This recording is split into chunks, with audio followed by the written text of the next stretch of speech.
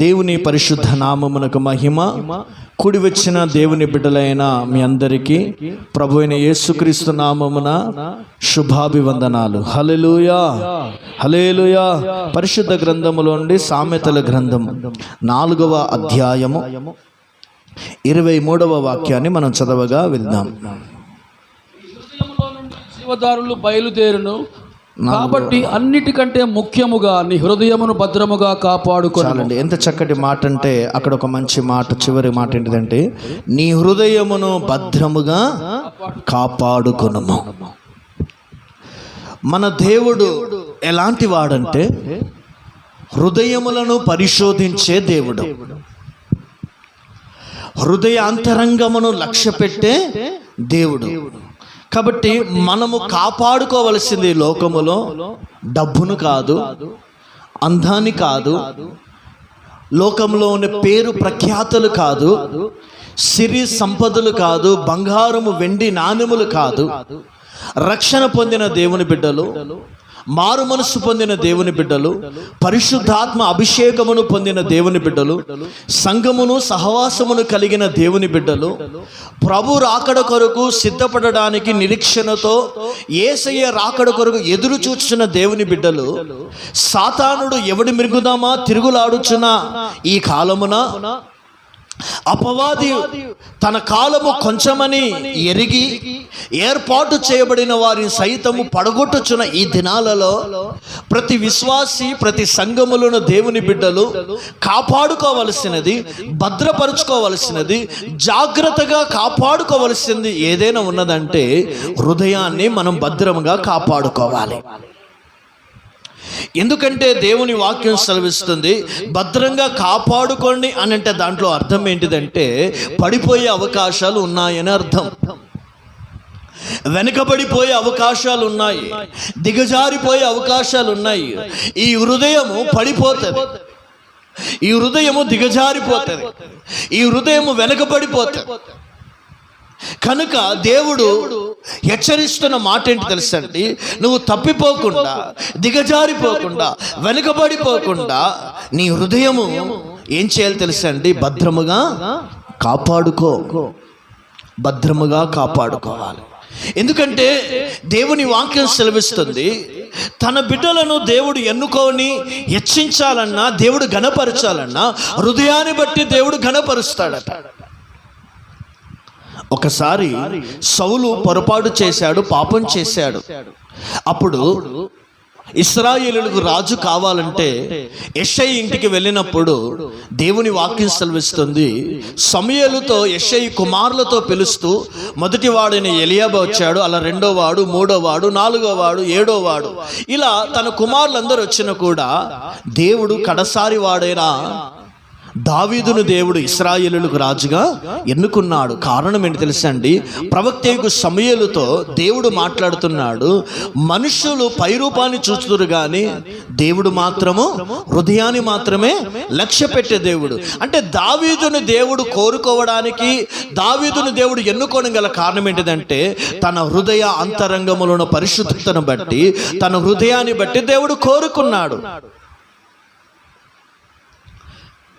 తన బాహ్య సంబంధమైన సౌందర్యాన్ని బట్టి కాదు దేవుడు కోరుకున్నది, అంతరంగ సంబంధమైన హృదయాన్ని బట్టి దేవుడు ఏం చేశాడండి, అతన్ని కోరుకున్నాడు.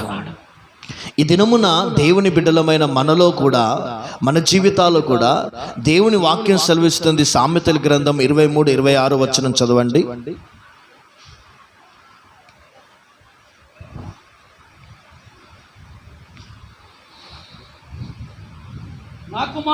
నా కుమారుడా నీ హృదయము నాకిమ్ము. చాలండి, దేవునికి ఏమి ఇవ్వాలట అండి, హృదయాన్ని ఇవ్వాలట. నా కుమారుడా నీ హృదయాన్ని నాకిమ్ము అంటున్నాడు. అంటే జీవము గల దేవునికి కావలసినది నీలో నుండి, నా కుమారుడా నీ ధనము నాకిమ్ము అని దేవుడు చెప్పాడా? నా కుమారుడు నీ వెండి బంగారం నాకిమ్మని దేవుడు చెప్పలేదు. నా కుమారుడా నీ పేరు ప్రఖ్యాతులు నాకిమ్మని దేవుడు చెప్పట్లేదు. నీ బంధువులను నాకిమ్మని చెప్పట్లేదు. దేవుడు స్పష్టంగా సెలవిస్తున్న మాట తెలుసండి, నా కుమారుడా నీ హృదయాన్ని నాకిమ్ము. అంటే హృదయం అనేది దేవునికి చాలా విలువైనదిగా దేవుడు మనలో కోరుకుంటున్నాడు. అమ్మ ఇటు వినండి, శ్రద్ధగా దేవుని వాక్యాన్ని వినండి. సాతానుడట వాక్యాన్ని వినకుండా చేస్తే జీవితాలు పాడైపోయే అవకాశాలు ఎదురవుతాయి. దరిద్రులు, శాపగ్రస్తులు, దుర్మార్గులు మార్చబడి నరకానికి పాలవుతారటండి. కాబట్టి హృదయంలో దేవుని వాక్యాన్ని శ్రద్ధగా వినండి. అందుకే దేవుడు హృదయాన్ని కోరుకుంటున్నాడు. అందుకే సంగమ విశ్వాసులారా, అనేక విధాలుగా నువ్వు ఏమి ప్రయాసపడ్డా దేవుని ఏది ఆశించట్లేదు, కానీ హృదయాంతరంగాని దేవుడు తప్పకుండా ఆయనకిచ్చినట్లయితే నీ హృదయపూర్వకమైనది ప్రతిది ఏదైనా కూడా అది దేవునికి ఇష్టమైన బలిదానము. హల్లెలూయా, అందుకు చెప్దాం హల్లెలూయా. అందుకే సాతానుడట దేని మీద గురి పెడుతున్నాడు తెలుసా అండి? సాతానుడు హృదయం మీదనే గురి పెడుతున్నాడు. దేవునికి నీ హృదయమే కావాలి, సాతాను కూడా నీ హృదయమే కావాలి దేవుని బిడ్డలారా. అందుకే ఒక మనుష్యుడు ఏ విధంగా అపవిత్రపరచబడతాడు తెలుసా అండి? హృదయములో నుండి వచ్చే ప్రతి విధమైన సాతాను సంబంధమైన స్వభావాల చేత, హృదయములో సాతాను సంబంధమైన కార్యాల చేత మన హృదయం నింపబడ్డప్పుడు ఆ మనుష్యుడు ఏమవుతాడు తెలుసా అండి? అపవిత్రుడిగా మారతాడని వాక్యం సెలవిస్తుంది. అందుకే వాక్యం సెలవుతుంది, మనుషులో నుండి బయటి నుండి వచ్చే దానిని బట్టి ఒక వ్యక్తి అపవిత్రపరచబడడు, కానీ హృదయములో నుండి వచ్చు ప్రతి పాపములను బట్టి ఆ మనుషుడు ఏమవుతున్నాడండి? అపవిత్రపరచబడతాడు. ఎన్ని రకాల ఆ పాపములు తెలుసా అండి? అక్కడ రాయబడిన తెలుసా అండి? 13 రకాల పాపములను రాయబడింది. చదువు అనే మాట మార్కు సువార్త 7వ అధ్యాయము 23వ వచనం. మార్కు సువార్త 7:23.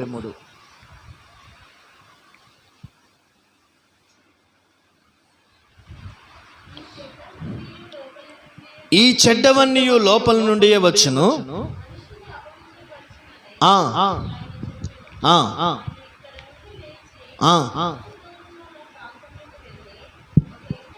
7:23 అదేనా?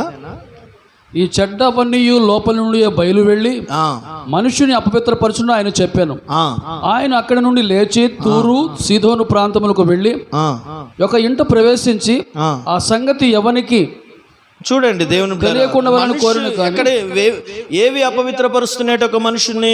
బయట అంతరంగంలో నుంచి వచ్చేవి. చూడండి, లోపల నుండి వచ్చేటి వాటిని అన్నిటిని ఏం చేస్తాయండి? మనుషుల్ని లోపల నుండి అనగా మనుషుల హృదయంలో నుండి దురాలోచనలు. ఆ మాట 21వ వచనమా? దురాలోచనలు 20 నుండి చదవండి. మనుషుని లోపల నుండి బయలు వెళ్ళినవి మనుషుని అపవిత్రపరచును. మనుషుని లోపల నుండి బయలు వెళ్ళినది మనుషుని అపవిత్రపరచును. లోపల నుండి అనగా మనుషుల హృదయములో నుండి దురాలోచనలను. లోపల నుండి అంటే ఏంటిది ఏమంటున్నాడు దేవుడు? హృదయములో నుండి వచ్చాయటండి. హృదయములో నుండి చదవండి. దురాలోచనలు, జారత్వములను, దొంగతనములను, నరహత్యలను, వ్యభిచారములను, లోభములను, చెడుతనములను, కృత్రిమమైన అహంభావములను, కామ వికారము, మత్సరమును, దేవదూషణయు, అహంభావ అవివేకము వచ్చును. ఈ చెడ్డవన్నీ లోపల నుండి బయలు వెళ్ళి మనుషుని అపవిత్రపరచునని చెప్పాను. చూడండి, ఒక మనుషుడు ఏ విధంగా అపవిత్రపరచబడుతున్నాడు, ఒక మనుషుడు ఏ విధంగా పాపంలో పడిపోతున్నాడు, ఒక మనుషుడు ఏ విధంగా దేవునికి దూరం అవుతున్నాడు, అతడు అపవిత్రుడిగా ఏ విధంగా ఎంచబడతాడు తెలుసండి? హృదయములో ఎప్పుడైతే సాతానుడికి అవకాశం ఇస్తాడో, హృదయములో ఎప్పుడైతే సాతాను ఆలోచనకు అవకాశం ఇస్తాడో, ఆ హృదయములోకి సాతానుడు 7 రకాల పాపాలను తీసుకొచ్చి పెడుతున్నాడు. అంటే నీవు అపవిత్రపరచబడుటకు ముందుగా ఫస్ట్ నీ హృదయం అపవిత్రపరచబడుతుంది. నువ్వు పాపంలో పడిపోతున్నాడు, ఈ శరీరము మలినమైంది, ఈ ఆత్మ మలినమైంది, నీ ప్రాణం మలినమైనది అంటే ఫస్ట్ నీ హృదయం మలినమైనది. నీ హృదయం మలినమైంది కాబట్టే నీ ప్రాణ ఆత్మ శరీరాలు మలినానికి అప్పగించబడ్డాయి. ఇప్పుడు అపవిత్రులు ఎక్కడుంటారు? నరకములో ఉంటాడు. పాపమునకు వచ్చు జీతము మరణం, 2వ మరణముని పొందుతారు. అగ్ని ఆరదు, పురుగు చావదనే ఆ కటిక బిలాములో, అగాధ చీకటిలో నిత్యము ఆ నరక యాతన పడేవారు వర్తసండి ఈ 13 రకాల పాపాల చేత నిండిన ప్రజలు. అందుకే దేవుని వాక్యం సెలవిస్తుంది, హృదయాన్ని దేవునికి ఇవ్వాలటండి. హృదయాన్ని దేవునికి ఇచ్చినప్పుడు ఆ హృదయములో ఉన్న ప్రతి పాపములను యేసయ్య తన రక్తము చేత నిన్ను పరిశుద్ధపరుస్తాడు. హల్లెలూయా. ఇప్పుడు ఈ హృదయములో ఉన్న పాపాల చేతను బలలో పాలు పొందినా, ఈ హృదయములో ఉన్న పాపముల చేతను క్రీస్తు శరీరములో పాలు పొందినా, ఈ హృదయములో ఉన్న పాపముల చేత యేసయ్య రక్తములను పాలు పొందినా, అది నీకు ఆశీర్వాదకరంగా ఉండదు, అది నీకు దీవెనకరంగా ఉండదు. కాబట్టి సంఘమా, విశ్వాసులారా, హృదయాన్ని పవిత్రపరచుకోవాలి. నేను హృదయాన్ని పవిత్రపరచుకోను, నీ హృదయాన్ని పరిశుద్ధపరచుకోను కనుక నేను బల్ల తీసుకుంటలేనంటే నువ్వు ఎంతగా బల్లకు దూరం అవుతావో అంతగా నువ్వు నరకానికి దగ్గర అవుతావు, అంతగా నువ్వు పాతాళానికి దగ్గర అవుతావు, దేవునికి దూరం అవుతావు. దేవుని బిడ్డలారా, ఆత్మీయ కుమారులు ఉన్నారటండి దేవునికి. సాతాను కూడా ఆత్మీయ కుమారులు ఉన్నారటండి. అపవాది కూడా కుమారులు ఉన్నారట. ఎవరంటే ఈ హృదయంలో 13 రకాల పాపాలను చూసావా, ఆ వాటి చేత ఏలుబడి చేయబడుతూ వాని యొక్క కబంధ అస్తములు నిలిచిన వారు సాతాను సంబంధులు. అందుకే దేవుని వాక్యం సెలవిస్తుంది, మీరు చీకటి సంబంధులు కాదు, మీరు వెలుగు సంబంధులు, మీరు దేవుని సంబంధులు. అయితే దేవుని సంబంధులు ఏం చేస్తారు తెలుసండి, హృదయాన్ని దేవునికి ఇస్తారు. ఆమేన్, హల్లెలూయా, హల్లెలూయా. అందుకే సంఘమా, విశ్వాసులారా, ఏం కాపాడుకోవాలి కడవరి దినాలలో? ఏం భద్రపరచుకోవాలి? హృదయాన్ని భద్రపరచుకో. ఇల్లు పోతే మళ్ళీ ఇల్లు కట్టుకోవడానికి దేవుడు సాయం చేస్తాడు. దేవుని బిడ్డలారా, బంగారం పోతే మళ్ళీ బంగారాన్ని సంపాదించుకోవచ్చు, డబ్బు పోయినా మనం డబ్బు సంపాదించుకోవచ్చు, మంచి పేరు పోయినా కూడా మంచి పేరును మరలా మనము సంపాదించుకోవచ్చు. కానీ హృదయం మలినమైతే ఆలోచించాలి. దావీదు దేవుని సన్నిధికి వచ్చి, దావీదు ఒక గొప్ప రాజు అండి. అప్పటికే విస్తారమైన ధనము, దాగారము, మంచి స్థాయిలో ఉన్న వ్యక్తి దేవుని మందిరం వచ్చి ఒక మాట అంటాడు, ప్రభువా, నాకు శుద్ధ హృదయమును దయచేయి. ఎంత చక్కటి మాట. ఇది నన్ను దేవుడికి నువ్వు దగ్గర అవ్వాలంటే నీ హృదయాన్ని నువ్వు పరిశుద్ధపరచుకోవాలి, నీ హృదయాన్ని పవిత్రపరచుకోవాలి. మనుషులు పై అందాన్ని చూస్తారు, కానీ దేవుడు హృదయములో ఉన్న అందాన్ని, సౌందర్యాన్ని దేవుడు చూస్తాడంటే. అందుకే సంగమా, నువ్వు లోకంలో నల్లగున్నావా, తెల్లగున్నావా, పొట్టిగున్నావా, పొడుగున్నావా, లావున్నావా, ఎత్తున్నావా, ఈ లోకములో చూసే మనుషులు వారికి ఉండే అందాన్ని బట్టి వారికి మార్క్స్ వేస్తారు. నువ్వు జ్ఞానవంతుడవా, అజ్ఞానవంతుడవా, బలవంతుడవా, బలహీనుడవా, ధనవంతుడవా, పేదవాడివా, నీ యొక్క స్టాలిటీని బట్టి వారు మార్క్స్ వేస్తారు. కానీ దేవుడటండి నీ హృదయాన్ని బట్టి నీకు పరలోకంలో స్థానాన్ని ఇస్తాడు. హల్లెలూయా చెప్దామా? హల్లెలూయా. హృదయాన్ని బట్టి దేవునికి స్థానం ఇస్తాడు. అందుకే ఈ కడవరి దినాలలో హృదయాన్ని దేవునికి ఇస్తే, హృదయాన్ని దేవునికి సమర్పిస్తే నీ జీవితంలో గొప్ప దీవెనలు మనం పొందుకోగలుగుతాము. హల్లెలూయా, హల్లెలూయా. కొన్ని విషయాలు నేను చెప్పి నేను ముందుకెళ్తాను. చక్కగా మీరు వినండి. హృదయం భద్రంగా కాపాడుకోవాలి. అయితే ఈ హృదయం పాడు చేసే 4 రకాలైన అపవాది వేసే గాలం ఉంది. వాటిలో నుండి మన హృదయాన్ని అప్పగించుకోకూడదు. మనం బ్రతికినంత కాలం ఎలాంటి హృదయం కలిగి ఉండాలి, ఎలాంటి హృదయము లేకుండా జీవించాలో అవి ఒక 4, ఇవి ఒక 4 విషయాలు చెప్తాను.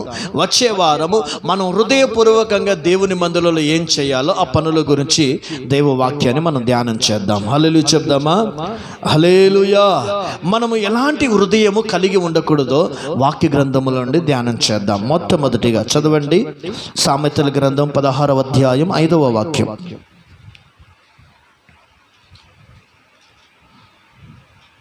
గర్వ హృదయులందరూ యెహోవాకు హేయులు, నిశ్చయముగా వారు శిక్ష నొందుదురు. కృపా సత్యము వలన దోషమును ప్రాయశ్చిత్తమును కలుగును. చాలండి, ఇక్కడ రాయబడినది ఎంత చక్కటి మాట తెలుసండి. ఏ హృదయులటన వీరు? గర్వ హృదయులందరూ యెహోవాకు అసహ్యులు అని అర్థం. ఎవరు దేవునికి అసహ్యులు, ఎవరిని దేవుడు ఇష్టపడరు, ఎలాంటి హృదయముతో వస్తే దేవుడు వారిని అంగీకరించాడంటే గర్వ హృదయులు దేవునికి అసహ్యులు, హేయులు. అందుకే సంగమా, నీకు ఎలాంటి హృదయం ఉండకుండా నీవు హృదయాన్ని భద్రపరచుకోవాలంటే ఈ హృదయములోకి గర్వము అనేది రాకుండా నీ హృదయాన్ని నువ్వు కాపాడుకోవాలి. ఆమేన్. అందరూ చెప్దాం హల్లెలూయా. హృదయములకి గర్వము రాకుండా కాపాడుకోవాలి. ఎందుకు తెలుసండి దేవుని బిడ్డలారా, లూసిఫర్ అను తేజో నక్షత్రమను దేవదూత దేవుని మందిరంలో అభిషేకించబడిన కెరూబు, ప్రధాన దూతగా పిలువబడుచున్న కెరూబు, సింహాసనములకు అతి సమీపముగా ఉన్న కెరూబు ఒకసారి తన హృదయములో అనగా తన మనసులో అనుకుందటండి, నేను దేవుని సింహాసనం మీద కూర్చుంటే బాగుంటుంది, దేవుని సింహాసనం మీద కూర్చుంటాను, నాకు అన్ని రకాల ఆధిక్యతలు ఉన్నాయి కదా, ఒక దేవుని సింహాసనమే లేదు కదా, డైరెక్ట్ నేను దేవుని సింహాసనం మీద కూర్చుంటాను, దేవుని నేను పక్కన పెట్టేసి దేవుని త్రోసివేసి దేవుని సింహాసనాన్ని కైవసం చేసుకుంటాను అని తన మనస్సులో తన హృదయములో ఏం చేసింది తెలుసండి, లూసిఫర్ తేజో నక్షత్రము తన మనస్సులో అనుకుందటండి. అనుకున్నప్పుడు హృదయాలను గ్రహించే దేవుడు, మనస్సును గ్రహించే దేవుడు పరలోకములో దేవుని సింహాసనం ప్రక్కన ఉండి దేవుని ఆరాధించే ఆధిక్యతనిచ్చిన ఆ తేజో నక్షత్రమైన లూసిఫర్ దేవదూతను తన అనుచరులు తన గుంపును ఆ వారి హృదయ గర్వాన్ని బట్టి పరలోకములో నుండి దేవుడు త్రోసివేశాడట అండి. పరలోకములో మీరు ఉండకూడదు, పరలోకంలో మీరు ఉండుటకు యోగ్యులు కాదు, పరలోకములో మీరు జీవించడానికి యోగ్యులు కాదు, పరలోక యొక్క స్వాతంత్ర్యాన్ని, పరలోక వైభోగాన్ని, పరలోక సంబంధమైన ఆనందాన్ని మీరు అనుభవించడానికి యోగ్యులు కాదని తేజో నక్షత్రమైన దేవదూతను దాని సమూహాన్ని కిందికి పడద్రోశాడటండి దేవుడు. ఎందుకు పడద్రోశాడు పరలోకంలో నుండి అంటే వారి హృదయ గర్వాన్ని బట్టి దేవుడు త్రోసివేశాడు. ఈ దినమున దేవుడు ఎవరిని పడదోస్తాడు, ఎవరిని వెళ్ళగొడతాడు, ఎవరిని ఇష్టపడడు, ఎవరిని అసహించుకుంటాడు, ఎవరిని పరలోకము రాకుండా దేవుడు గేట్లు మూసివేస్తాడు తెలుసండి, గర్వ హృదయులను. అందుకే వాక్యం సెలవిస్తుంది, నాశనమునకు ముందుగా ఒక వ్యక్తికి ఏం నడుస్తుంది, గర్వము నడుచును అని రాయబడింది దేవుడి బిడ్డలారా. అందుకే ఉజ్జియా రాజు దేవుని సన్నిధిలో అతన్ని ఆశీర్వదించాడు, దేవుడు అతన్ని దీవించాడు, అతన్ని గొప్ప చేశాడు. అతడు ఏం చేశాడు తెలుసండి, అతడు హృదయములో గర్వించి స్థిరపడిన తర్వాత తన హృదయములో గర్వించి దేవుని మందిరానికి వెళ్ళి యాజకులు చేయవలసిన ధూపమును, యాజకులు చేయవలసిన నైవేద్యమును, యాజకులు అర్పించవలసిన అర్పణములు ఈ రాజైన ఉజ్జియా అర్పించడానికి వెళుతున్నప్పుడు సేవకులు అన్నారు, ఇదిగో రాజా, నువ్వు మందిరములో నువ్వు చేయవలసిన పని నువ్వు కాదు, ఇది యాజకులు చేయవలసిన పని, ఇది యాజకుల క్రమం, ఇది యాజకుల పని, ఇది యాజకుల బాధ్యత, నువ్వు రాజువి, రాజు ఏం చేయాలి, ప్రజల క్షేమం కొరకు పరిపాలన చేయాలి, శత్రువులతో పోరాడాలి, ఇదిగో దేశ క్షేమము కొరకు పోరాడాలి. కానీ నువ్వేం చేస్తున్నావు, మందిరంలోకి వచ్చి, పరిశుద్ధ స్థలములకు వచ్చి, అతి పరిశుద్ధ స్థలములకు వచ్చి, గర్భాలయంలోకి వచ్చి ఇదిగో నువ్వు ధూపం వేయడానికి ఇష్టపడుతున్నావు, ఇది తప్పు, దేవుని శిక్ష నీ మీదకి వస్తుంది. నువ్వు గర్విస్తున్నావు, నువ్వు అతిశయిస్తున్నావు, నువ్వు అహంకరిస్తున్నావు, నీ కీర్తిని బట్టి, దేవునికి ఇచ్చిన స్థాయిని బట్టి నువ్వు అతిశయిస్తున్నావు, దేవుడు నిన్ను దెబ్బ కొడతాడు అని సేవకులు అతను హెచ్చరించిన మాట వినక అతడు వెళ్ళి ధూపం వేశాడటని. ధూపం వేయడం ఆరంభించాడు, పరలోకములోని దేవుని హస్తము దిగివచ్చి అతని నోసట కుష్టి వ్యాధిని కలగజేసి అతని దేవుడు బయటికి వెళ్ళగొట్టాడటండి. ఆలోచించండి, దేవుడు మొత్తుతే ఏ మనుషుడు కూడా మౌనంగా ఉండవలసిందే. దేవుడు ఒక వ్యక్తికి వ్యాధి కలగజేసినట్లయితే ఆ వ్యాధిని డాక్టర్లు కూడా బాగు చేయలేరండి. దేవుడు ఒక వ్యక్తిని నాశనం చేయాలనుకోనండి, ఆ వ్యక్తిని ఎవడు పైకి లేపడండి. దేవుడు ఒక వ్యక్తిని మొత్తుతే ఆ వ్యక్తిని ఎవడు కూడా పైకి లేపలేడు. ఇతడు గర్వించాడు, ఆ గర్వమే అతను ఏం చేసింది తెలుసండి దేవుని బిడ్డలారా, నాశనం చేసింది, పాడు చేసింది. అంటే నేను అంటున్నాను, మనకు ఏ స్థితిలో ఉన్నా, ఏ పరిస్థితిలో ఉన్నా, ఆత్మీయ తలంతులను దేవునికి ఇచ్చిన, ఆత్మ వరాలను ఇచ్చిన, కృపా వరాలను ఇచ్చిన, స్వస్థపరిచే వరం ఇచ్చిన, అద్భుతములు చేసే వరం ఇచ్చిన, దర్శనములు చూసే వరము నీకు ఇచ్చిన, డబ్బు దేవునికి ఇచ్చిన, బంగారం నీకు దేవునికి ఇచ్చిన, ఉద్యోగం దేవునికి ఇచ్చిన, చక్కటి అందాన్ని దేవునికి ఇచ్చిన, చక్కటి జ్ఞానాన్ని ఇచ్చిన, బలం ఇచ్చిన, ఏది ఇచ్చినా దాని యందు నువ్వు అతిశయించకూడదు, దాని యందు నువ్వు గర్విస్తే ఇదిగో నువ్వు పడిపోతావు, నువ్వు దిగజారిపోతావు, నువ్వు వెనుక పడిపోతావు, దేవునికి నువ్వు అసహ్యుడిగా మారుతావు. కనుక ఈ దినమున దేవుని ఏ ఉన్నత స్థితిలో ఉంచినా ఆ ఉన్నత స్థితి యందు నువ్వు అతిశయించకుండా నీ దీన స్థితి యందు ప్రభుని నువ్వు మహిమపరచాలి. హల్లెలూయా. అప్పుడే దేవుని నిన్ను ఆశీర్వదిస్తాడు, అప్పుడే నిన్ను దీవిస్తాడు. అప్పుడు దేవుని సన్నిధి ఉంటుంది, దేవుని మహిమ ఆ ఇంటిలో ఉంటుంది. బాప్తిసం ఇచ్చి యోహాన్ అంటాడు, యేసు ప్రభుల వారి కంటే ముందు బాప్తిజాలు ఇచ్చాడు, దేవుని మార్గములను ఆయన సిద్ధపరిచాడు. ఆయన అంటున్నాడు తెలుసా అండి, నేను నీళ్లతో బాప్తిజం ఇచ్చుచున్నాను కానీ నా వెనుక వచ్చేవాడు పరిశుద్ధాత్మ శక్తితో మీకు బాప్తిజమును ఇచ్చును, కానీ అతని చెప్పుల వారైన ముట్టుకు యోగ్యుడను కాదు. మీరు నన్ను కాదు, ఇదిగో నా వెనుక వచ్చు వాణిని మీరు ఆరాధించాలి, స్తుతించాలని. నేను తగ్గవలసి ఉన్నది, ఆయన హెచ్చవలసి ఉన్నది. ఆయనను మీరు ఘనపరచండి, ఆయనను మీరు హెచ్చించండి అని నన్ను ఘనపరచకూడదని తన్ను తాను తగ్గించుకోండి. హృదయములో కాసింతైనా ఇసుక రేవంతైనను అతడు గర్వానికి చోటు ఇవ్వలేదు. కాబట్టి దేవుడు బాప్తిసం ఇచ్చి యోహాను గురించి దేవుడు సాక్ష్యం ఇస్తున్నాడు, స్త్రీలు కనిన వారు ఇతని వంటి గొప్పవాడు ఎవడునూ లేడు. అందుకే సంఘమా, దేవునితో మాట్లాడుతున్నాడు, నాతో మాట్లాడుతున్నాడు. హృదయం ఎందుకు చెడిపోతుందో తెలుసండి? గర్వాన్ని బట్టి చెడిపోతుంది. ఎప్పుడైతే ఒక వ్యక్తి గర్వములో ప్రవేశిస్తాడో అతడు పాతాళానికి సమీపం అవుతున్నాడని గ్రహించండి. కాబట్టి దాన్ని సరి చేసుకుందాం. రెండవదిగా చదువుదాం దేవుని సామెతల గ్రంథము 6వ అధ్యాయం 18వ వచనం.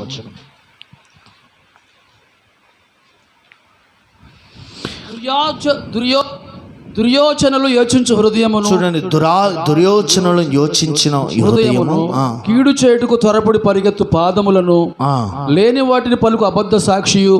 చాలండి దేవుని బిడ్డలారా, ఇది దుర్య ఆలోచనలను యోచించే హృదయం.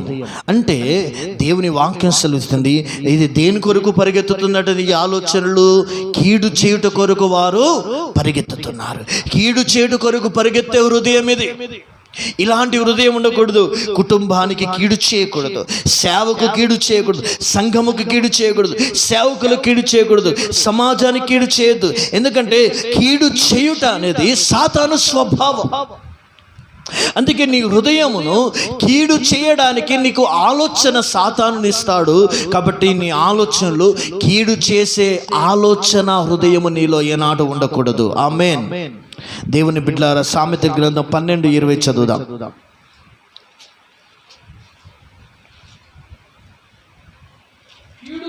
వారి హృదయములో మోసము కలదు. చూడండి, కీడు కల్పించే వారి హృదయంలో ఏముంటదండి? మోసము కలదు. ఎంత చక్కటి మాట అండి. నువ్వు కీడు కల్పిస్తున్నావంటే నీ హృదయంలో అంతా ఏముంటది? మోసం. మోసం. ఒక వ్యక్తి ఎందుకు కీడు చేస్తాడు? తన హృదయం మోసంతో నింపబడ్డప్పుడు. అందుకే సంఘమా, అది చాలా భయంకరమైన పాపం. అలాంటి హృదయం నీకు ఉండకూడదు దేవుని బిడ్డారు. ఇంకో చోట రాయబడింది, కీడు చేయటం మాని మేలును చేయమని రాయబడి. కీడు చేయటం మాని నువ్వు మేలు చేయమని రాయి. కీడుకు ప్రతి కీడు చేయక అతనికి మేలు చేసి దీవించుమని పేతురు రాసిన మొదటి పత్రికలో ఆ మాటలు రాయబడి ఉంటాయి. అంతే దేవుని బిడ్డలారా, ఇస్కరియోతు యూదా అని ఒక వ్యక్తి ఏం చేశాడు? యేసు ప్రభుకి మేలు చేశాడా, కీడు చేశాడా? అతడు కీడు చేశాడని రాయబడింది. ఏం చేశాడంటే అతడు కీడు చేయాలని ఆలోచించాడటండి. తన హృదయంలో దురాలోచన చేశాడట. యేసును అప్పగించాలని దురాలోచన చేశాడు. 30 వెండి కాసులకు సర్వశక్తి గల యేసుక్రీస్తుని సిలువకు అప్పగించుటకు ఇదిగో అతడు అప్పగించేశాడు. దేవుని బిడ్డలారా, యేసుప్రభు ముందే చెప్పాడు, మనుష్య కుమారుని అప్పగించు వానికి శ్రమ అని యేసుప్రభు చెప్పాడు. ఏ రొట్టెను నేను ద్రాక్షరసములో ముంచి విస్తానో ఆ వాడు నన్ను అప్పగించబోతున్నాడని దేవుడు ముందు చెప్పాడు.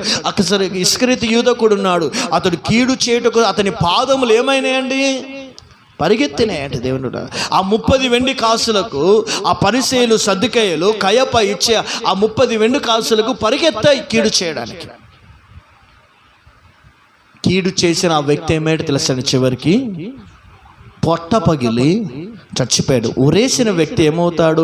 ఒక చెట్టుకు ఉరేసుకున్న తర్వాత అటు నిటారు కింద పడిపోవాలి. కానీ ఏం జరిగింది తెలుసండి? రివర్స్గా జరిగింది దేవుని బిడ్డలారా. పొట్ట పగిలి చచ్చిపోయాడట. ఎంత దుర్మారణం ఆలోచన చేయండి. కీడుకు ప్రతి కీడు అనే ఫలం చూడండి, మరణానికన్నా దేవుని బిడ్డలారా. అహీతోపేలు అనే ఒక వ్యక్తి దావీదు కుమారుని అబ్షాలోముకు మధ్యలో గొడవ పెడుతున్నాడు. తండ్రికి విరోధంగా రాజ్యాన్ని నువ్వు ఏర్పాటు చెయ్యి, తండ్రికి విరోధమైన పనులు నువ్వు చెయ్యి, నేను ఎలాంటి ఆలోచనలు ఇస్తానో ఆ ఆలోచనల ప్రకారం నువ్వు చేస్తే దావీదు మీద నువ్వు విజయం పొందుతావని అహీతోపెలు, దేవుడు ఎన్నుకున్న వ్యక్తి దావీదు, దేవుడు ఏర్పాటు చేసుకున్న వ్యక్తి దావీదు, దేవుని చేత ఇశ్రాయేలుకు రాజుగా అభిషేకించబడిన వాడు దావీదు. ఇదిగో ప్రజల చేత కాదు, దేవుని చేత కోరుకున్నవాడు దావీదు. అలాంటి దావీదుకి, దావీదు సింహాసనానికి, దావీదు రాజ్యానికి ఇదిగో కొడుకును విరోధంగా లేపి వ్యతిరేకమైన ఆలోచనలు ఇస్తూ కీడు చేయాలని అనుకున్నాడండి. కీడు చేయాలనుకున్న సంగతి దావీదుకు తెలిసింది. దావీదు నా అబ్షాలోమైన నా కుమారుడు ఇలా ఎందుకు కీడు చేస్తున్నాడని గ్రహించినప్పుడు దావీదు అబ్షాలోముకి తప్పుడు ఆలోచనలు ఇచ్చేవి, తప్పుడు తలంపులు ఇచ్చేవి, తప్పుడు ఉద్దేశాలు, నిర్ణయాలు కలగజేసేది అహీతోపెలని గ్రహించి అహీతోపెలు కొరకు దావీదు ఏం చేశాడు తెలుసండి? బెత్తముతో కొట్టలేదు, ఖడ్గంతో కొట్టలేదు, అతన్ని చంపడానికి చూడలేదండి. అహీతోపెలు కొరకు దావీదు ప్రార్థన చేశాడు. ఏమని ప్రార్థన చేశాడు తెలుసండి? ఈ అహీతోపెలు ప్రభువా, నాకును నా కుమారుడికి మధ్యలో చిచ్చు పెడుతున్నాడు, అతనితో నేను పోరాడడం కాదయ్యా, అతని ఆలోచనలను త్రిప్పివేయి, అతనితో నీవు యుద్ధం చేయి. దావీదు దేవుని సన్నిధిలో ప్రార్థన చేయగా దావీదు ప్రార్థన పరలోకములకు చేరి అహీతోపెలు ఆలోచనలన్నిటినీ దేవుడు త్రిప్పివేశాడు. హల్లెలూయా! అందరూ చెప్పండి హల్లెలూయా! అప్పుడు తన ఆలోచనలన్నీ త్రిప్పివేయబడుతున్నాయనే సంగతిని ఎరిగి, నా ఆలోచనలు నెరవేర్చబడట్లేదే అని ఎరిగి సాతాను చేత ప్రేరేపించబడి ఇక నేను చచ్చిపోతే బాగుంటుందని తన ఇంటికి వెళ్ళి, తన ఊరికి వెళ్ళి, తన గదిలోకి వెళ్ళి ఉరి వేసుకొని చచ్చిపోయాడు. అంటే చూడండి, తాను చేయాలనుకునే కీడు తన మీదకి వచ్చెను అని రాయబడింది. ఎంత భయంకరం అండి! హామాను మొర్దెకైకి కీడు చేయడానికి ఉరికొయ్య ఏర్పాటు చేశాడు, కానీ దేవుడు మొర్దెకై కాదు, హామాను మొర్దెకై కొరకు ఉరికొయ్యను ఏర్పాటు చేస్తే ఆ ఉరికొయ్య మీద హామాను ఉరి తీయబడ్డాడు. కీడు చేయాలనుకున్న వ్యక్తి కీడే అతడు అనుభవించాడు. ఎవడి గోతిలో వాడు పడును అని రాయబడింది. దేవుడు పెట్టారు. కంచె కొట్టువానిని పామును కరుచును అని రాయబడింది. ఈ దినమున కీడు చేయాలనుకున్నట్లయితే మన జీవితంలో ఎన్నో రకాల బాధలను అనుభవిస్తాము. ఇతరులకు కీడు చేసే ఆలోచనలే కావచ్చు, కలహాలు పుట్టించే ఆలోచనలే కావచ్చు, జగడాలు పుట్టించే ఆలోచనలు కాదు, ఎవరికి కూడా కీడు చేయడం అనేది అది సాతాను ఆలోచన. అది నీ హృదయంలో కలిగినట్లయితే దాన్ని ఇప్పుడే నువ్వు పరిశుద్ధపరచుకో, పవిత్రపరచుకో, తప్పకుండా దేవుని ఆశీర్వదిస్తాడు. హల్లెలూయా! 3వదిగా చదువుదాం దేవుని వాక్య గ్రంథం, ఇర్మియా గ్రంథం 13వ అధ్యాయం 10వ వచనం.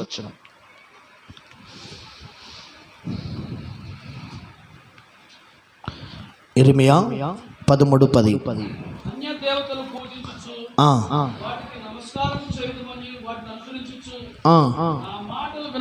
తమ హృదయ కాఠిన్యము చొప్పున నడుచుకొని ఈ ప్రజలు దేనికి పనికిరాని కట్టడము వలె అగుదురు. చూడండి, దేనికి పనికిరాని వారు అవుతారటండి. ఎవరు? ఇటు వినండి, ఎవరు దేనికి పనికిరానోడు? ఎవడు? ఇటు దేవునికి పనికిరాడు, ఇటు ఇంటికి పనికిరాడు, ఇటు తల్లిదండ్రులకు పనికిరాడు, ఇతడు భార్యకు పనికిరాడు, ఇతడు భర్తకు వీళ్ళు పనికిరాడు, ఇతడు సమాజానికి పనికిరాడు, ఇతడు సంఘానికి పనికిరాడు. ఎటు కాకుండా అయ్యే వాళ్ళు ఎవరు తెలుసండి?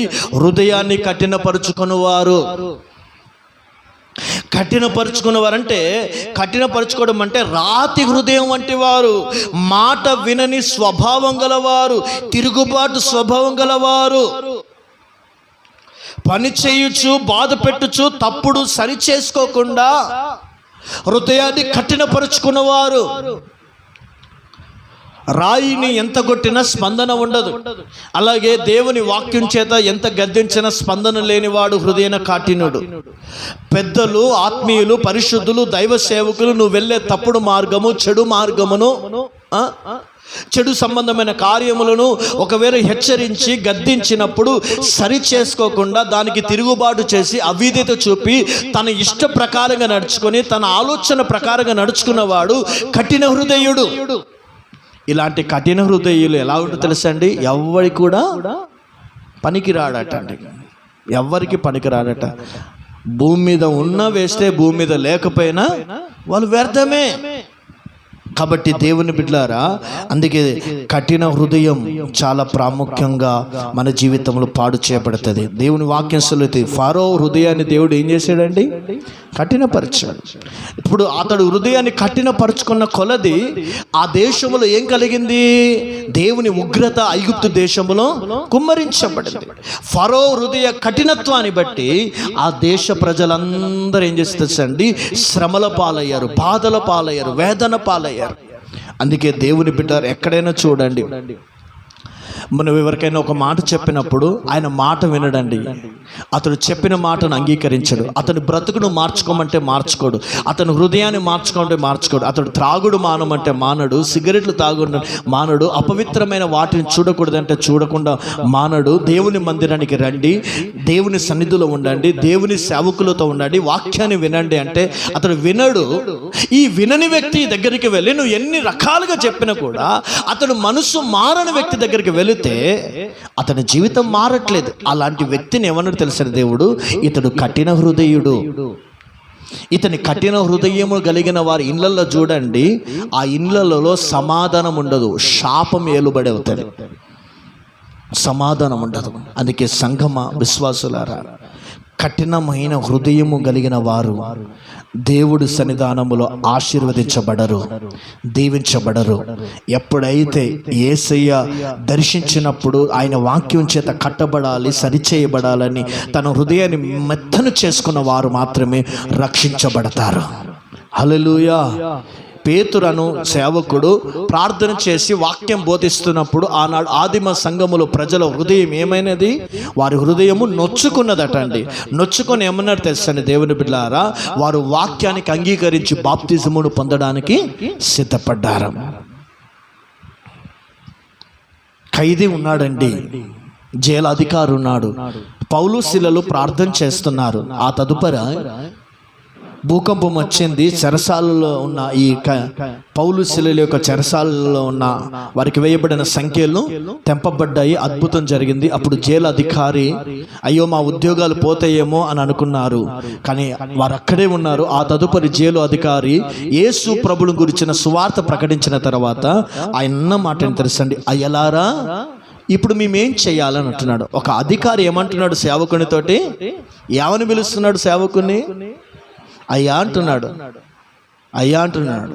అంటే చూడండి, సేవకుడు అతడు గొప్ప అధికారి స్థాయి, ఒక ఉన్నతమైన అధికారి స్థాయిలో ఉన్న కూడా అయ్యలారా అని పిలుస్తున్నాడు. హృదయము గర్వముతో కాఠిన్యముతో నిండిన హృదయము తగ్గింపులోకి రాగానే చూడండి అతని మనసు మార్చబడి, అయ్యలారా ఇప్పుడు మేమేం చెయ్యాలి?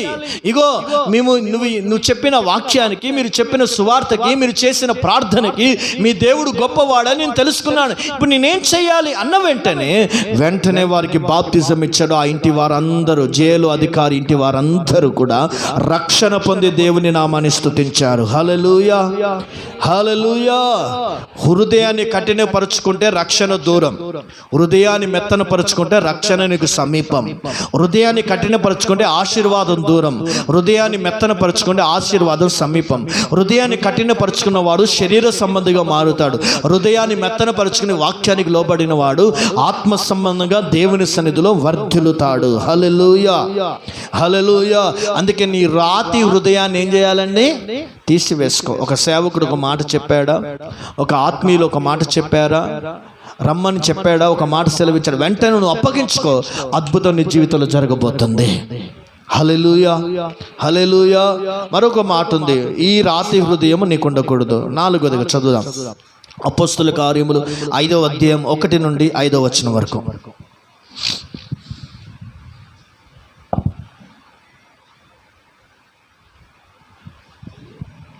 అపోస్తుల కార్యములు 5వ అధ్యాయము 1 నుండి 5 వచనం వరకు.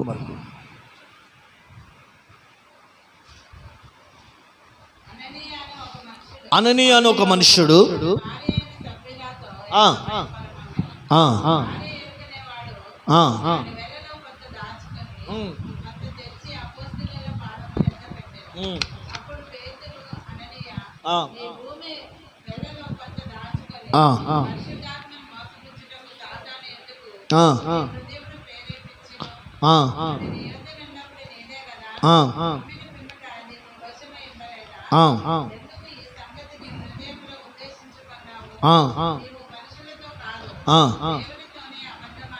దేవునితోనే అబద్ధం ఆడితివి అని ఈ హృదయం ఏంటిదంటే అననీయ సప్పిరియ ఈ భార్య భర్తల హృదయం ఎలాంటిదంటే అబద్ధములతో నిండి ఉన్న హృదయం. సేవకుడు వచ్చి హెచ్చరించి గద్దించాడు, ఈ పొలాన్ని నువ్వు అమ్మినప్పుడు అది దేవుని వశం కాదు, నీ వశము కాదు కదా, కొంత భాగాన్ని తీసుకొచ్చావు, ఎందుకు నువ్వు దేవునితో అబద్ధములు ఆడుతున్నావు? నువ్వు మనుషులతో కాదు దేవునితోనే అబద్ధములు ఆడుతున్నావు. నీ హృదయాన్ని ఎందుకు సాతానికి ప్రేరేపించుతున్నావు, మోసపరుస్తున్నావు, దేవుని దగ్గర కలిసి మోసం చేస్తున్నావు అంటే కారణం ఆలోచించండి. ఇది అబద్ధములతో నిండి ఉన్న హృదయం. ఈ అబద్ధముతో నిండి ఉన్న హృదయం ద్వారా అననీయ సప్పిరాను భార్య భర్తలు ఇద్దరు దేవుని సన్నిధిలో అబద్ధము ఆడడం ద్వారా, దేవుని సన్నిధిలో అబద్ధము చేత నిండుకున్న ద్వారా అక్కడే వారిద్దరు ప్రాణాలు విడిచి మరణించిన రాయబడింది. అబద్ధములు ఆడే ప్రతి వారు ఎక్కడుంటారటండి? రెండవ మరణమును పొందుతారని రాయబడింది. ప్రకటన గ్రంథములో ఆ మాట ఉంటుంది కదా, ఉంటుందా ఉండదా? అబద్ధములాడువాడు పెరిగివారును, విగ్రహార్థికులు, అబద్ధములాడువారును, జారత్వం చేయవారు, ఇలా వీరు రెండవ మరణమును పొందుతారు. అందుకే సంఘమ విశ్వాసులారా, లోకములో అబద్ధముల చేత దేవుని సందులో అబద్ధములు ఆడితే దేవుని కృపను, దేవుని అభిషేకాన్ని, దేవుని ఆశీర్వాదాన్ని, దేవుని దీవెనలను మనము కోల్పోతాము. హల్లెలూయా. సత్యం మనల్ని ఏం చేస్తుంది? సత్యం మనల్ని స్వతంత్రం. అది అబద్ధం అయితే నిన్ను బానిసలుగా చేస్తుంది. దేవుని బిడ్డలారా, భార్య దగ్గర భర్త అబద్ధం ఆడకూడదు. అలాగునే సేవకుల దగ్గర విశ్వాసులు అబద్ధములు ఆడకూడదు. సేవకుడు తన ప్రధాన యాజకుడైన నడిపించే నాయకుని ఎదుట అబద్ధములు ఆడకూడదు. అది సేవకుడైనను, సంఘమైనను, విశ్వాసులైనను, క్రైస్తవ సమాజమైనను, జీవము గల దేవుని ఎదుట, పరిశుద్ధ గ్రంథం ఎదుట, వాక్యం ఎదుట, ఇదిగో జీవము గల దేవుని ఎదుట అబద్ధములు ఆడకూడదు. లోకం అంటది 1000 అబద్ధాలాడి ఒక వివాహాన్ని చేయవచ్చని, ఇది లోకము తీరు. కానీ దేవుని తీరు కాదటండి. ఒక్క అబద్ధము ఆడకుండా నీతి నిదాయితో వివాహం చేసుకున్నది అది బైబిల్ సంబంధమైన దైవ చిత్తానుసారమైన వివాహాలు. హల్లెలూయా. ఎందుకంటే అబద్ధాలాడి నువ్వు వివాహం చేసుకోకు. అబద్ధాలాడి ఒక స్త్రీని నువ్వు మోసం చేసి పెళ్లి చేసుకోకూడదు. ఉద్యోగం ఉన్నదాన్ని వివాహం చేసుకుంటారు, ఉద్యోగం ఉండదు. అక్కడ ఆ తల్లిదండ్రులు, ఆ అమ్మాయి,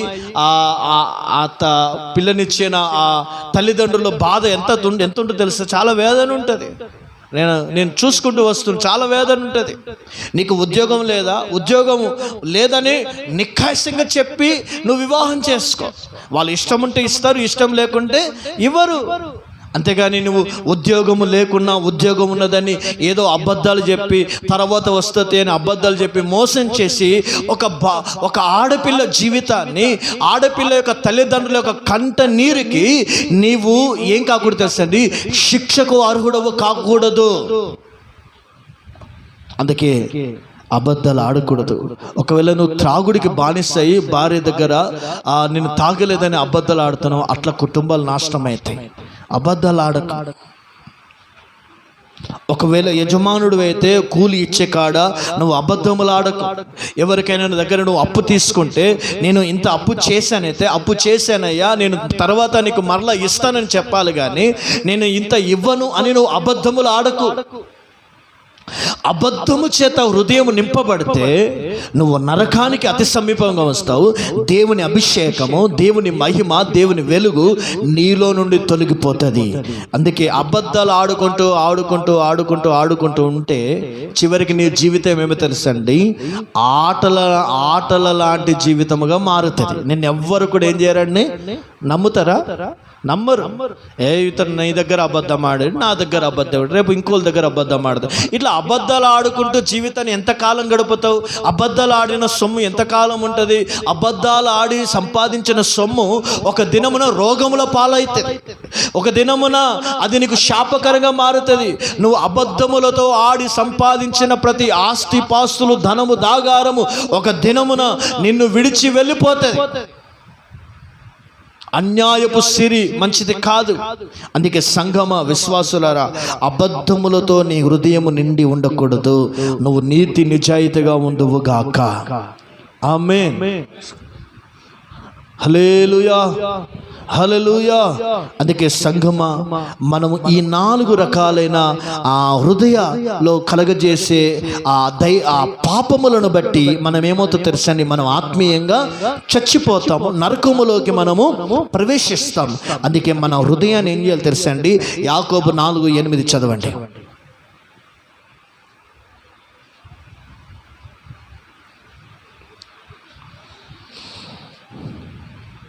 యాకోబు రాసిన పత్రిక 4:8. రండి, అప్పుడు ఆయన మీ యొద్దకు వచ్చును. పాపులారా, మీ చేతులను శుభ్రము చేసుకొనుడి. విమనస్కులారా, మీ హృదయములను పరిశుద్ధపరచుకోండి. నువ్వు హృదయాన్ని ఏం చేసుకోవాలి చెప్పాలి? హృదయాన్ని పరిశుద్ధ ఇదెందుకు పరిశుద్ధపరచుకోవాలంటే, ఇగో ఈ రకములైన పాపములు నీలో ఉండినట్లయితే నువ్వు పరిశుద్ధపరచుకో. ఇప్పుడే నీ గర్వముతో నీ హృదయం నిండి ఉంటే, కీడు చేసే దురాలోచన కలిగిన హృదయం నీలో ఉంటే, దేవుని వాక్యానికి, దేవుని మాటకు, ఆత్మ సంబంధమైన వాక్యానికి లోబడిని కఠినమైన హృదయం ఉంటే, అబద్ధములతో నిండి ఉండిన హృదయం ఉంటే, నీ హృదయాన్ని నువ్వు పరిశుద్ధపరచుకో, పవిత్రపరచుకో. నరకాన్ని నువ్వు తప్పించుకుంటావు. నీ ఇంటిలో దేవుని సన్నిధి ఉంటుంది, దేవుని వెలుగు ఉంటుంది, దేవుని కృప ఉంటుంది. హల్లెలూయా. అందరూ చెప్పండి హల్లెలూయా, హల్లెలూయా. స్తుతికి పాత్రుడా, స్తోత్రార్హుడా, శుభప్రదమైన నిరీక్షణతో, శుభప్రదమైన నిరీక్షణతో జయగీతమే పాడేదా, జయగీతమే పాడేదా, జయగీతమే పాడేదా, జయగీతమే పాడేదా. ఇహ పరమందున నీవే నాకని, ఇహ పరమందున నీవే నాకని, ఇక ఎదియు నాకు అక్కరలేదని, స్వాస్థ్యమే నీవని, ఇక ఎదియు నాకు అక్కరలేదని, స్వాస్థ్యమే నీవని. స్తుతికి పాత్రుడా, స్తోత్రార్హుడా, శుభప్రదమైన నిరీక్షణతో, శుభప్రదమైన నిరీక్షణతో జయగీతమే పాడేదా, జయగీతమే పాడేదా. ఆమేన్, హల్లెలూయా. మనం ఎలాంటి హృదయం కలిగి ఉండాలో ఒక 15 నిమిషాలు చెప్పి ముగిస్తాను. చదవండి సామెతల గ్రంథము 21వ అధ్యాయము 1వ వచనం.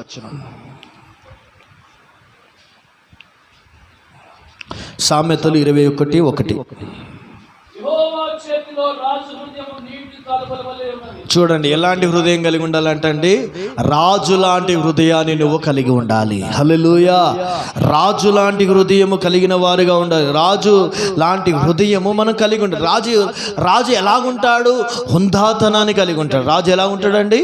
హుందాతనాన్ని కలిగి ఉంటాడు. రాజు ఎలా ఉంటాడు? అధికారం కలిగిన వాడుగా ఉంటాడు. అందుకే దేవుడు మనల్ని ఎలా పిలిచాడు తెలుసా అండి? మనం దేవుని సన్నిధిలో ఎలాంటి వారమంటే రాజులైన యాజక సమూహమై ఉన్నామంటే, అంటే ఈ దినమున దేవుని సన్నిధికి వచ్చే తన బిడ్డలు ఎలాంటి వారు ఉండాలో తెలుసా అండి? రాజ హృదయం కలిగిన వారుగా ఉండాలి. ఒక రాజు లాంటి స్వభావం కలిగి ఉండాలి. రాజు లాంటి మనసు కలిగి ఉండాలి. రాజు ఎలా ఉంటుందో తెలుసా అండి? అధికారం గలవాడిగా ఉంటాడు. ఎవరికైనా లోబడతాడా రాజు? అధికారం కలిగిన వాడిగా ఉంటాడు. అంటే ఒక మాటలో చెప్పాలంటే దేవుని బిడ్డారా, జీవము కలిగిన దేవుని సన్నిధిలో ఒక అధికారము కలిగిన వాడుగానే ఉండాలి. హల్లెలూయా. అందరూ చెప్పండి హల్లెలూయా. మన అధికారం ఏంటిది? మనకు అధికారం ఎలా వస్తుంది? రాజులకు రాజు, ప్రభులకు ప్రభు అయిన యేసు క్రీస్తుని నమ్మడం ద్వారా, యేసు క్రీస్తు ద్వారా మనం అధికారులుగా మార్చబడ్డాం. ఎందుకు మనకు అధికారం తెలుసండి? దేవుని వాక్యం సెలవిస్తుంది. కొంచెం లోతుగా వెళ్దాము. కీర్తనల గ్రంథం 8వ అధ్యాయం 5-6 వచనాలు చదవండి. కీర్తనల గ్రంథం 8వ అధ్యాయము 5-6 వచనాలు.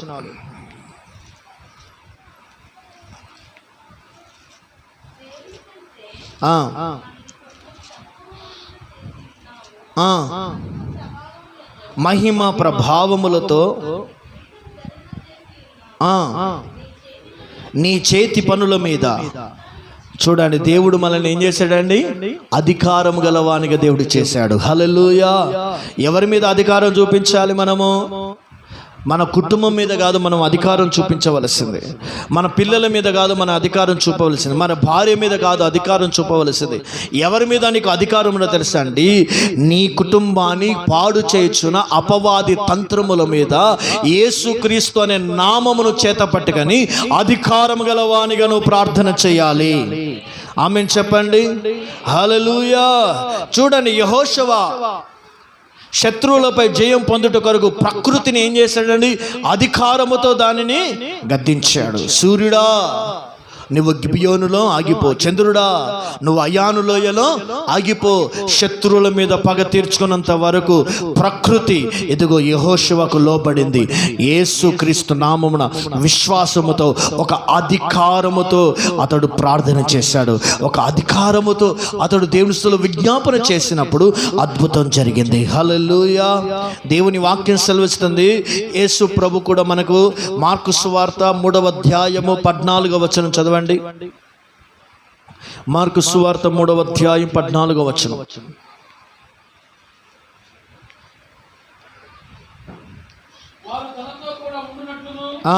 దయ్యములను వెళ్ళగొట్టు అధికారము గలవారై, దయ్యములను వెళ్ళగొట్టుటకు అధికారం గలవారై సువార్త ప్రకటించుటకు వారిని పంపవలనని ఆయన 12 మందిని నియమించాను. దేని కొరకు నీకు అధికారం దేవుడు ఇస్తున్నాడు? సువార్త ప్రకటించుటకు ఒక అధికారము, దయ్యములను వెళ్ళగొట్టుటకు అధికారం. ఇప్పుడు మన అధికారము మన కుటుంబం మీద చూపిస్తాం, లేకుంటే తల్లి మీద చూపించడం, తండ్రి మీద చూపించడం, భార్య మీద చూపించడం, లేకపోతే భర్త మీద చూపించడం, లేకుంటే పిల్లల మీద అధికారం చూపించడం, సేవకుడి మీద అధికారం చూపించడం. ఇది కాదండి. దేని మీద నీకు దేవుడు అధికారం ఇచ్చాడు? నజరేయుడును యేసుక్రీస్తు నామములో ప్రార్థన చేయమని. ఆ అధికారం ఎందుకు తెలిసింది దేవుని బిడ్డలారా?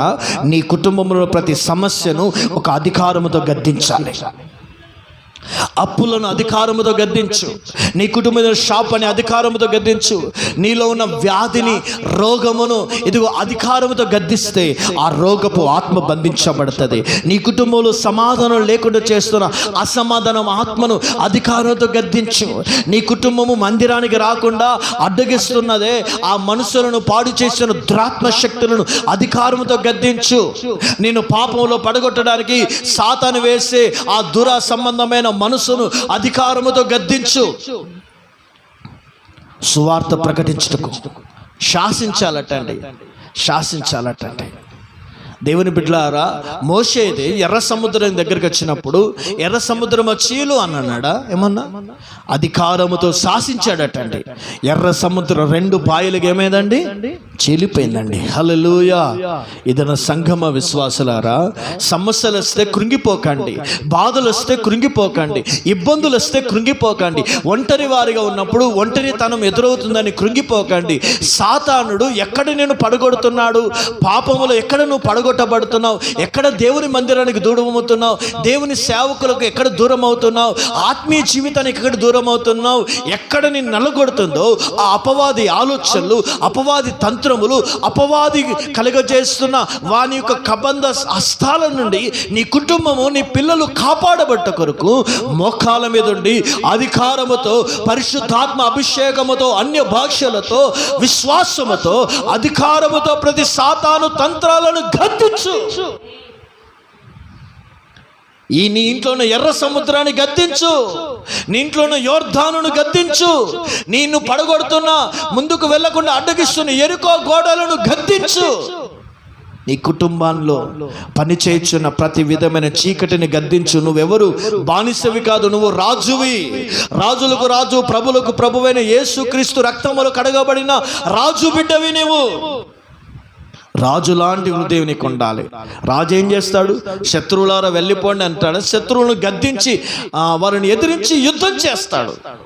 అలాగనే నీ కుటుంబాన్ని, నీ జీవితాన్ని ఆత్మీయంగా నలిగి ఆత్మీయంగా పడగొట్టుతున్న, నీ బ్రతుకును నాశనం చేయుచున్న అపవాది యొక్క ప్రతి ఆలోచనలు, మనుషుల కనుదృష్టి క్రియలు, సాతాను ఆలోచనలు, మాంత్రిక శక్తుల తంత్రములను, మనుషుల నుండి వస్తున్న చీకటి ఆలోచనలను నువ్వు గద్దిస్తే తప్పకుండా దేవుడు అన్ని జీవితంలో అద్భుతాన్ని దేవుడు చేస్తాడు.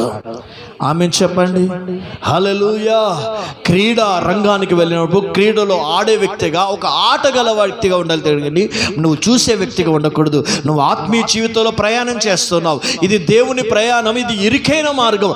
ఇరుకైన మార్గంలో ఉన్న ప్రతి ముళ్ళ పొదలు, ప్రతి సమస్యలు, ప్రతి ఇబ్బందులు వస్తాయి. నువ్వు మోకరించి ప్రార్థనలో ఆత్మతో, విశ్వాసంతో గద్దించు. నీ జీవితంలో అద్భుతం చేస్తాడు. నేను మందిరానికి రావట్లేదు, నా భర్త వద్దంటాడు, భార్య వద్దంటాడు, ఇవన్నీ సాకులు మానేయండి. ప్రార్థనలను గద్దించు. అపవాది తంత్రములు ఇంట్లో నుండి వెళ్ళగొట్టబడతాయి. ఆమేన్ చెప్పండి. హల్లెలూయా. గద్దించండి. మరణపు దూతలు కూడా, సాతానుడు మరణపు దూత కూడా మనల్ని వెంబడిస్తుంది. మరణపు దూత ఏ ఇంటిలో వెంబడిస్తుందో, సాతానుడు ఏ ఇంటిలో వెంబడిస్తుందో వాటిని గద్దించండి. క్రైస్తవుడిగా మారి, యేసుక్రీస్తు నమ్మిన దేవుని బిడ్డగా మారి త్రాగుడికి బానిస అవుతున్నాడంటే, వ్యభిచారానికి బానిస అవుతున్నాడంటే, సిగరెట్లకు బానిస అవుతున్నాడంటే ఆ ఇంట్లో దురాత్మ పనిచేస్తున్నది. కాబట్టి ఆ దురాత్మను మీరు గద్దించండి, అధికారంతో గద్దించండి. పిసనితనము ఒక సాతాను స్వభావం, దాన్ని గద్దించండి. నీ కుటుంబమును, నీ జీవితాన్ని పాడు చేసే ప్రతి అనుభవాలను నువ్వు ఒక రాజుగా గద్దించు. హల్లెలూయా. నువ్వు రాజు హృదయం కలిగిన వాడివి. చాలా విషయాలు ఉన్నాయి. రాజులో ఉన్న స్వభావాలు 7 ఉన్నాయి. అందులో ఒకటేంటి తెలుసండి? అధికారము కలిగిన వాడు. హల్లెలూయా. రెండవ మాట చదువుదాం. మనం ఏ హృదయం కలిగి ఉండాలి? రాజు లాంటి హృదయాన్ని కలిగి ఉండాలి. రెండో హృదయం చదవండి. ఎఫెసీయులకు రాసిన పత్రిక 4వ అధ్యాయం 32వ వచనం. 4వ అధ్యాయం 32వ వచనం.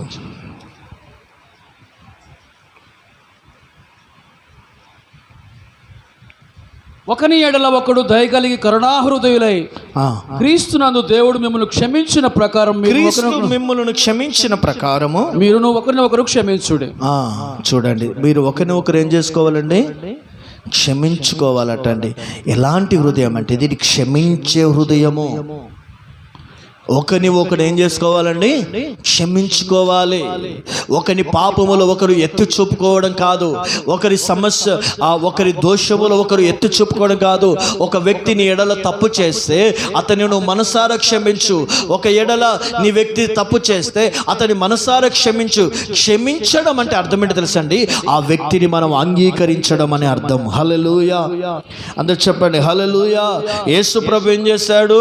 తండ్రి, వీరు ఏమి చేయుచున్నారో వీరెరగరు గనక వీరిని క్షమించండి. అంటే యేసు క్రీస్తు ఎడల వారు చేసిన ప్రతి పొరపాటులు, యేసు క్రీస్తు ఎడల వారు చేసిన వారి దోషములు, యేసు క్రీస్తు ఎడల వారు చేసిన తప్పిదములన్నిటినీ సిలువలో యేసయ్య వారిని మనసారా క్షమించాడు. అంటే వారిని అంగీకరించాడు. వారు పాతాళంలోకి వెళ్ళకూడదయ్యా, వారు సాతాను కబంధస్థంలో ఉండకూడదయ్యా, వారి పాపములు దోషములు నీవు క్షమించు అని ప్రార్థన చేశాడు. స్టెఫెన్ ఏం చేశాడు? రాళ్ళతో కొట్టిన వారిని, వారి పాపములు వారి మీద మోపకూడదని వారిని మనసారా క్షమించు అని ప్రార్థన చేశాడు. యోసేపు ఉన్నాడు. తన అన్నలు గుంటలో వేశారు, చంపాలని చూశారు, అమ్మి వేశారు, అనేక రకాల బాధలు పెట్టారు, కీడు చేశారు. ఒక సమయమున యోసేపు చేతికి తిక్కారు. ఏ అన్నలైతే బాధ పెట్టి చంపాలని చూసుకున్నారో ఆ అన్నలను యోసేపు కాళ్ళ దగ్గరికి నడిపించాడు. కాలు మొక్కుతున్నారు, నమస్కారం చేస్తున్నారు. అప్పుడు యోసేపు వారు చేసిన దుర్మార్గతను, వారు చేసిన కీడును తన మనసులో పెట్టుకోకుండా తన అన్నలను క్షమించి దగ్గరికి చేర్చుకొని, మీరు కీడు చేయాలనుకున్నారు కానీ దేవుడు నాకు దానిని ఇలా మార్చాడు, మేలుగా మార్చాడని వారిని క్షమించి, ఇక నుండి మీరు బాధపడాల్సిన అవసరం లేదు, ఇక నుండి మీరు కరువులో ఉండాల్సిన అవసరం లేదు. ఐగుప్తు దేశములో సమృద్ధి ధాన్యం ఉన్న స్థలము గోషేను అనే ప్రాంతాన్ని ఇశ్రాయేలులకు యోసేపు తన అన్నులకు ఒక స్వాస్థ్యముగా పట్టణాన్ని పంచి ఇచ్చేశాడు. హల్లెలూయా. క్షమించే మనసు కలిగిన వాడు ఇదిగో యోసేపు. ఇదిలో క్షమించే హృదయాన్ని మనం కలిగి ఉండాలి. దావీదుకి సౌలు అనేక రకాలుగా ఆయన చంపాలని చూశాడు, కానీ దావీదు చేతికి సౌలు చిక్కినప్పుడు అతని చంపి వదిలేక దేవుని హృదయం కలిగిన దావీదు అతని క్షమించాడటండి. ఎప్పుడైనా మీరు గ్రహించండి, క్షమించే వ్యక్తి దేవుడు గొప్పవానిగా మారుస్తాడు. ఆమేన్, హల్లెలూయా. క్షమించే వ్యక్తులను దేవుడు ఘనపరుస్తాడు. క్షమించే మనసు గల వారిని ఉన్నత స్థితిలో నిలబెడతారు. క్షమించే మనసు గలవారు ఒక దినమున బాధపడతారేమో, వేదన పడతారేమో, గాయపరచబడతారేమో, కానీ ఆ క్షమించే మనసు కలిగిన వారే వారి ఎదుట వారు గొప్పవారుగా మార్చబడతారు. హల్లెలూయా. దేవుని బిడ్డలారా, నీ అన్న నీ ఎడల పాపం తప్పు చేశాడు, నువ్వు క్షమించు. నీ తమ్ముడు తప్పు చేశాడా, క్షమించు. నీ భార్య తప్పు చేసిందా, నీకు తెలియకుండా అక్రమ సంబంధం పెట్టుకుందా, నువ్వు క్షమించు. ఒకవేళ నీ భర్త తప్పు చేసి తప్పు మార్గంలో వెళ్ళాడా, తెలిసిందా, తను సరి చేసి గద్దించి క్షమించి మరలా భార్య భర్తలు కలిసి ఉండండి. ఆ దైవికమైన విశాలమైన హృదయం ఉన్నప్పుడే నువ్వు సంసారాన్ని నెట్టుకొస్తావు. లేకుంటే గంగల కలిసిపోతుంది నీ సంసారం. ఏమవుతుంది? గంగల కలిసిపోతుంది. ప్రేమ ప్రతి దోషములను కప్పును అని రాయబడింది. అన్ని దోషములు కప్పును అంటే సరిచేయి, గద్దించు, హెచ్చరించు, అన్ని రకాల క్షమించి అతని దేవుని వైపు తీసుకోగాని ఇతడు మారడు, ఇతడు చెయ్యడు అని నీ జీవితాన్ని ఆ మొండితనం చేసుకొని కుటుంబాన్ని, జీవితాన్ని పాడు చేసుకోకూడదు. నువ్వు నిజమైన ప్రార్థన పరురాలువా, నిజమైన పరిశుద్ధరాలువా, నిజంగా దేవుని బిడ్డవా, నీవు మోకరించి ప్రార్థన చేస్తే నీ కఠినమైన భర్త, పాపములో ఉన్న భర్త, శాపకరమైన భర్త తప్పకుండా మారి యేసయ్య కాలు పట్టుకునే వానిగా దేవుడు మారుస్తాడు. ఆమేన్, హల్లెలూయా. నీలోనే మొండితనం, నీలోనే చీకటి జీవితం, చిల్లర బ్రతుకు, చీప్ ట్రిక్స్, ఇలాంటి ఒక వ్యక్తి యొక్క పాపములు లెక్కలు చేసే వ్యక్తిగా నీవు ఉండినట్లయితే ఇంకా గొడవ ఎక్స్టెన్షన్ అవుతుంది కానీ తగ్గదు.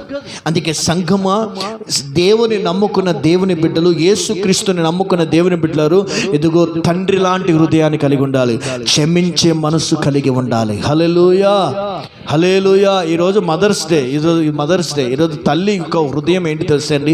ఒక మనిషిని తెలుసండి, కొడుకు ఎన్ని తప్పులు చేసినా కూడా ఆ కొడుకును క్షమించి తన కౌగిట్లో దాచిపెట్టుకొని మంచి మార్గంలో నడిపించేదే నిజమైన తల్లి. హల్లెలూయా. క్షమించే మనసు కలిగింది తల్లి. క్షమించి తన కొడుకుని సరైన మార్గంలో నడిపించేదే తల్లి. చెయ్యి కొట్టుతున్నావా, ఇంకో 2 దెబ్బలే. గొడవకి వెళ్ళావా, ఇంకా మంచిగా గొడవకి తాగావా, ఇంకా 2 సీసాలు ఎక్కువ తాగు. ఖర్చు పెట్టావు, ఇంకో 10,000 రూపాయలు భర్తకు తెలియకుండా, తండ్రికి తెలియకుండా ఇచ్చి ఇంకా చేయకు. అట్లా చేయకూడదు.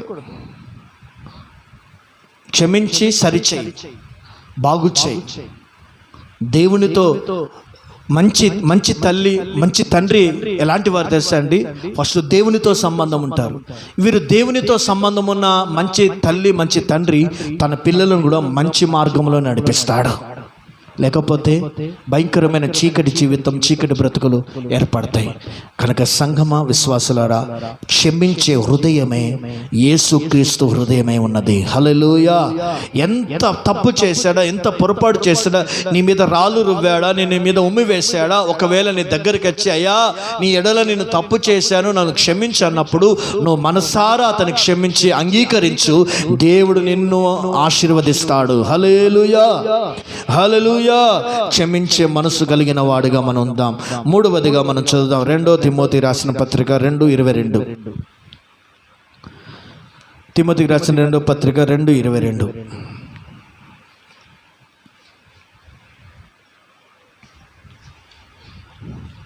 నీవు యవనేచ్ఛల నుండి పారిపోము, పవిత్ర హృదయులై ప్రభువునకు ప్రార్థన చేయవారిలో. చూడండి, ఏ హృదయం ఉండాలటండి? పవిత్రమైన హృదయం ఉండాలి. నీ హృదయం ఎలా ఉండాలండి? పవిత్రమైన హృదయం కలిగి నువ్వు జీవించాలి. నీకు పరిశుద్ధమైన హృదయం ఉందా? నిజంగా నువ్వు పరిశుద్ధులు అనేనా? ఆలోచించు. పవిత్రంగా బ్రతుకు, పరిశుద్ధంగా బ్రతుకు. నీ మాటలు పరిశుద్ధంగా ఉండాలి, నీ ఆలోచనలు పరిశుద్ధంగా, నీ హృదయంలో కలిగే తలంపులు పరిశుద్ధంగా ఉండాలి. నువ్వు పరిశుద్ధతకు నువ్వు చోటిస్తే దేవుడు అక్కడ నివాసం చేస్తాడు. హల్లెలూయా. దేవుని వాక్యం సెలవిస్తే పరిశుద్ధత లేకుండా ఎవడును దేవునిని చూడలేడండి. రేపు దేవుని చూసే నేత్రాలు, దేవుని కలుసుకునే అనుభవం, రేపు దేవుని రాకల్లో ఎత్తబడాలంటే పరిశుద్ధుడిగా బ్రతకాలి. కనుక పరిశుద్ధంగా జీవించిన వారు గొప్పవారు అవుతారు. దానియేలు పరిశుద్ధంగా బ్రతికాడు బబులోను దేశంలో. అతని దేవుడు ఏం చేశాడండి? గొప్పవానిగా దేవుడు ఆశీర్వదించాడు. ఎస్తేరు పరిశుద్ధతను కాపాడుకున్న స్త్రీ కాబట్టి 127 సంస్థానములకు రాణిగా చేసి దేవుడు ఒక గొప్ప స్త్రీగా దేవుడు ఆశీర్వదించాడు. ఒక పరిశుద్ధతను కాపాడుకున్న యవనస్తులు ఎవరిని వెంబడించక పవిత్రతను కాపాడుకున్న రూతునే దేవుడు బోయాజుకు వివాహం చేసి ఒక భూస్వామిరాలుగా చేసి యేసుక్రీస్తు ప్రభుల వారు ఈ లోకానికి రావడానికి రూతును దేవుడు ఎన్నుకున్నాడు. పరిశుద్ధత. అందుకే సంఘమ్మ ఇంటిలో పరిశుద్ధంగా బ్రతకాలి, సమాజంలో పరిశుద్ధంగా బ్రతకాలి, సంఘములో పరిశుద్ధంగా బ్రతకాలి. యేసయ్య దేవుడు మనతో ఉన్నాడని దేవుని భయము కలిగి పరిశుద్ధంగా మనం బ్రతుకుదుము గాక. ఆమేన్ చెప్పండి. హల్లెలూయా. చూడండి దేవుని బిడ్డలారా, ఉప్పు సముద్రములో చేపలు ఉంటాయి కానీ చేపలు ఏమాత్రం ఉప్పు ఉండదు. అలాంటి పరిశుద్ధత. లోకమంతా మలినం ఉంటుంది, లోకమంతా పాపం ఉంటుంది, లోకమంతా చీకటి ఉంటుంది. నువ్వు యేసే నమ్ముకున్నావు, నువ్వు మారు మనసు పొందావు, నువ్వు బాప్తిజం పొందుకున్నావు, నువ్వు వాక్యాన్ని కలిగి ఉన్నావు, ఇలాంటి ఉన్నతమైన ఉపదేశాన్ని వింటున్నావు, పరిశుద్ధ జీవితం గురించిన దర్శనం లేకపోతే నువ్వు పడిపోతావు, నువ్వు నరకాలకు వెళ్ళిపోతావు. కనుక పరిశుద్ధంగా బ్రతుకు. పాపము లేని వాడిగా యేసయ్య బ్రతికాడు. ఈ లోకములో మనల్ని పాపం వెంటాడుతుంది కానీ పాపాన్ని దినదినము ఆ పాపాన్ని చంపి పరిశుద్ధంగా బ్రతకడానికి ఇష్టపడితే దేవుని అద్భుతాలు నీ జీవితంలో జరుగుతాయి. హల్లెలూయా. పరిశుద్ధంగా బ్రతికిన వారిని దేవుడు ఘనులుగా ఆశీర్వదిస్తాడు. పరిశుద్ధంగా బ్రతికిన వారిని సేవకులుగా ఎన్నుకుంటాడు. పరిశుద్ధంగా బ్రతికిన వారిని సమాజంలో దేవుడు వారికి పేరు ప్రఖ్యాతులు కలుగజేస్తాడు. పరిశుద్ధంగా బ్రతికిన వారిని దేవుడు ఆశీర్వాదములతో వారి కుటుంబాలను నింపుతాడు. హల్లెలూయా.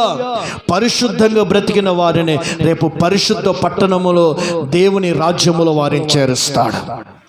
ఆమేన్ చెప్దాం. హల్లెలూయా. ఈ హృదయాలను మనం కలిగి ఉండాలి. ఎలాంటి హృదయం కలిగి ఉండాలి? మొదటిగా ఏం చెప్పాను? రాజు లాంటి హృదయం. రాజు లాంటి హృదయం ఎలాంటిదండి? అధికారము కలిగిన హృదయం. నీ సమస్యలు వస్తే నువ్వేం చేయాలి? సమస్యతో ఆటలాడాలా, గద్దించాలి. రెండవ హృదయం ఎలాంటిది?